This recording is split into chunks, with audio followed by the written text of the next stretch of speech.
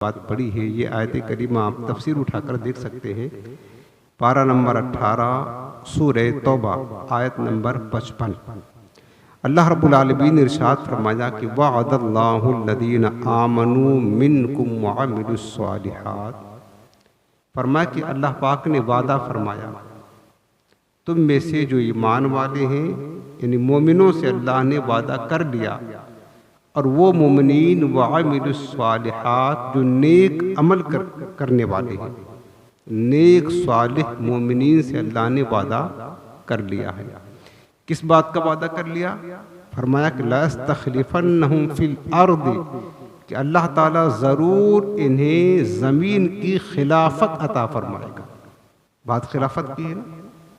اللہ تعالیٰ نیک صالح مومنین سے وعدہ کر لیا ہے کہ ضرور انہیں خلافت عطا فرمائے گا.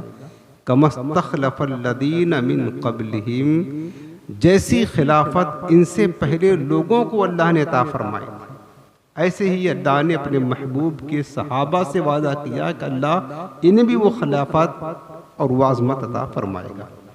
وَلَيُمَكِّنَنَّ لَهُمْ دِينَهُمْ الَّذِي ارْتَضَىٰ لَهُمْ، اور اللہ تعالیٰ ضرور جما دے گا ان کے اس دین کو جو اللہ نے ان کے لیے پسند کیا ہے. وہ کون سا دین ہے؟ ان الدین عند اللہ الاسلام.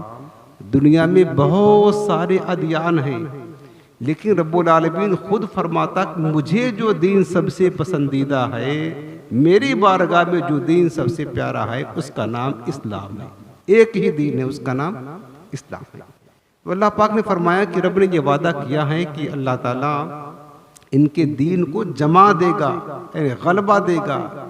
اس دین اسلام کو اللہ قوت دے گا، اس کو فروغ دے گا، اور پوری کائنات کے گوشے گوشے میں دین اسلام پھیلا دے گا.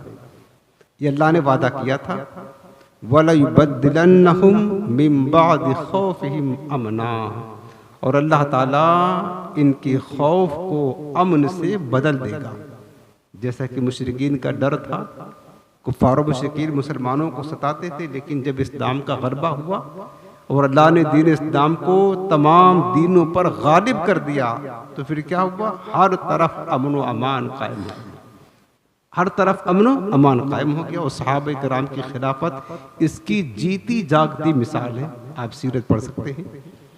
پھر فرمایا کہ یعبدوننی لا یشرکون بی شیئا. جب امن قائم ہو جائے گا، خوف ختم ہو جائے گا، لوگ دین اسلام میں آ جائیں گے، تو لوگ میری عبادت کریں گے، میرے ساتھ کسی کو شریک نہیں ٹھہرائیں گے. ومن کفر بعد ذالک، اور جس نے اس کے بعد بھی اس کا انکار کیا، کفر کیا، فاولئک هم الفاسقون، تو وہی لوگ فاسق اور نافرمان ہیں. یہ آیت کریمہ کا سیدھا سادہ ترجمہ تھا جو آپ نے سنا. اب اس کی تفسیر بیان کرتے ہوئے دیکھیں، ہمیشہ یاد رکھنا کہ قرآن عظیم کو بغیر تفسیر کے آپ سمجھ نہیں سکتے ہیں. اگر قرآن کو تفسیر کے بغیر کوئی سمجھنا چاہے گا، وہ گمراہ تو ہو سکتا ہے، لیکن قرآن صحیح طریقے سے سمجھ نہیں سکتا ہے. اور قرآن کی تفسیر اور تشریح کرنے والے سب سے پہلے صحابہ کرام ہیں، اس کے بعد تابعین ہیں، پھر علماء، محدثین، مفسرین ہیں. میں آپ کو حوالہ پیش کر رہا ہوں قرآن کی تفسیر اس آیت کریمہ آیت نمبر 55 سورہ توبہ کی تفسیر خازن، بڑی معتبر تفسیر ہے. اس میں لکھا ہے کہ وفی الآیت دلیل علی صحت خلافت ابی بکر الصدیق رضی اللہ تعالی عنہ والخلفاء الراشدین بعدہ. صاحب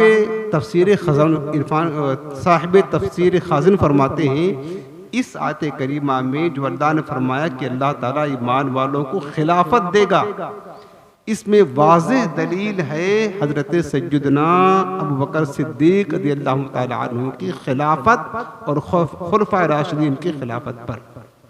یہ آیت کریمہ دلیل ہے جو اللہ نے وعدہ دیا کہ خلیفہ خلافت دے گا.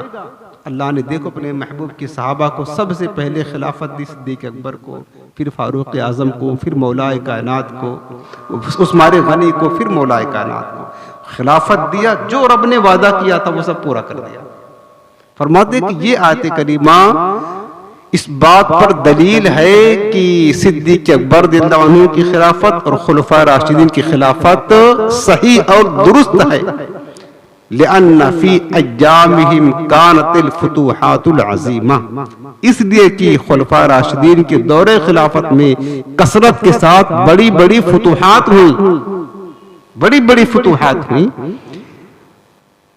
وفتحت کسرا وغیرہ من الملوک، اور بہت سارے ممالک حتیٰ کہ قیصر و کسرا بھی خلفاء راشدین کے دور میں فتح ہوا، جو رب نے فرمایا تھا کہ ان کا دین غالب کر دیں گے، اللہ نے غالب کر دیا.